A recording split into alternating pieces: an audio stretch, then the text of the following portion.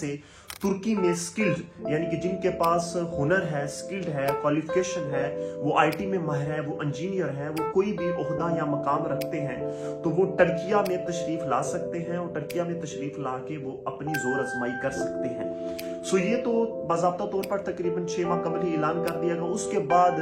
तकरीबन बरसगीर पाक हिंद बिलखसूस पाकिस्तान और इंडिया से काफ़ी तादाद में लोग जो हैं वो टर्किया में तशरीफ लाए, जिसमें इनको वीज़ा प्रोवाइड करने में 2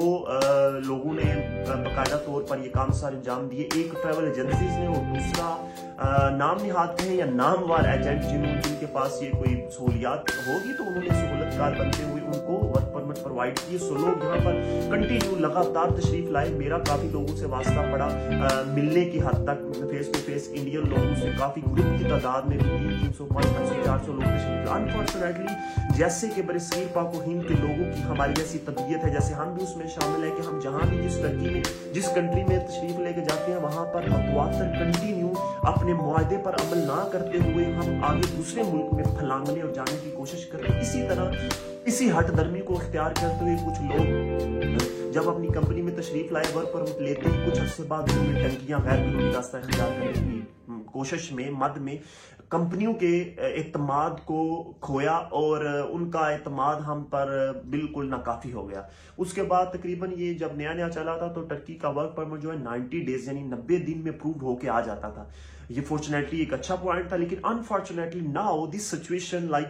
तकरीबन 6 से 7 माह वर्क परमिट को लग रहे हैं। यस्टरडे एक मुझे कॉल आई मेरे इलाके से, उन्होंने कहा हमने एक कंपनी ट्रैवल एजेंसी को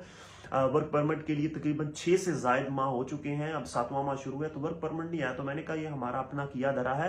अनफॉर्चुनेटली अब काफी ज्यादा देर लग रही है। वर्क परमिट टर्की दे रहा है बशर्त ये कि जो बंदा आपको वीजा प्रोवाइड कर रहा है वो, टू बी ऑनेस्ट से मैं बात कर रहा हूँ, वो ट्रस्टेबल हो, वो नॉलेजेबल हो और वो बंदा बाकायदा रजिस्टर या उसकी ट्रैवल एजेंसी बाकायदा नामवर हो और उसे वर्क परमिट गवर्नमेंट तो खैर इस चीज में इन्वॉल्व नहीं होती, कुछ प्राइवेट कंपनियां उसे प्रोवाइड करती हो और पहले वो इस काम से बाकायदा एक्सपीरियंस शुदा इंसान। ये ना हो कि जिस बंदे को अपने गांव के मर्दमशुमारी के बारे इल्म ना हो, अपनी कौंसल के बारे में ना इल्म ना हो और वो जिसको अपने मुल्क के कैपिटल का इल्म ना हो और वो दूसरे मुल्क के कैपिटल के वीजे प्रोवाइड कर रहा है, तो this is joke, this is मतलब कि ड्रामा है एक, इसके अलावा और कुछ भी नहीं है। तो लिहाजा आप जिससे भी वीजा हासिल करें आपको ये जानना होगा कि वो जो आपको दे रहा है एग्रीमेंट, क्या वो एग्रीमेंट रियल है, फिर वो जो आपको काम बता रहा है क्या काम वही है, क्या जो आपको तनख्वाह बता रहा है वो काम तनख्वाह वही है। सच के अभी इस वक्त पाकिस्तानी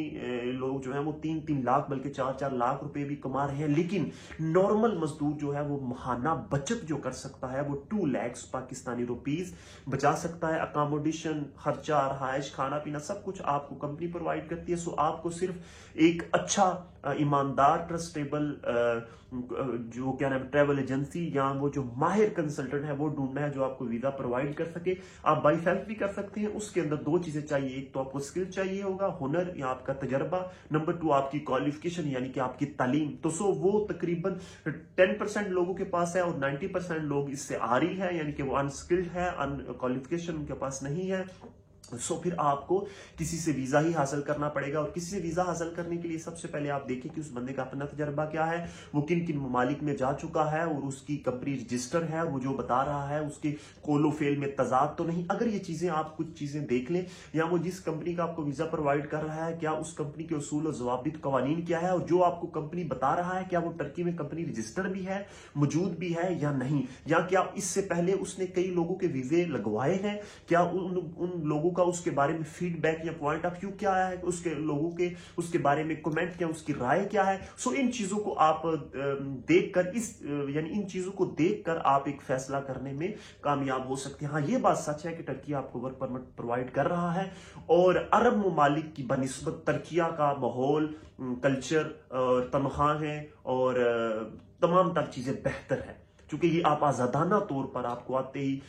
2 दिन बाद वर्क परमिट दे दिया जाता है, आपके बैंक अकाउंट में तनख्वाह आती है और महाना आपको तनख्वाह दी जाती है, रहाइश खाना सब कुछ फ्री दिया जाता है, यूरोपियन माहौल है और बिल्कुल कभी बिजली गैस ये चीजें नहीं गई, तो लोग भी यूरोपियन लुक रखते हैं और बड़े ईमानदार हैं, 70% लोग ईमानदार हैं और आपका काम का पैसा मजदूरी के लिहाज से आपका 1 रुपया भी नहीं खाते। इस तरह की इंफॉर्मेटिव वीडियो देखने के लिए अली बे यूट्यूब चैनल को सब्सक्राइब, लाइक, फॉलो करें और मैं आप तक ईमानदारी के साथ, to be honest, one by one और टू द पॉइंट सच्ची मुच्ची बातें आप तक पहुंचाने की, कुछ लोगों से सीख कर, कुछ लोगों से पूछ कर, कुछ माहिर, अपने से माहिर लोगों से सुनकर आप तक डिलीवर और फॉरवर्ड करूंगा। सो अपना ख्याल रखिएगा। और जाते वक्त बता दें, हम ना कंसल्टेंट हैं, ना एजेंट हैं, ना कोई किसी किस्म का वीजा प्रोवाइड करते हैं। As a information about visa work, tourism, travel, हाँ हम टूरिज्म का काम करते हैं पूरी दुनिया में, वर्ल्ड वाइड हम आपको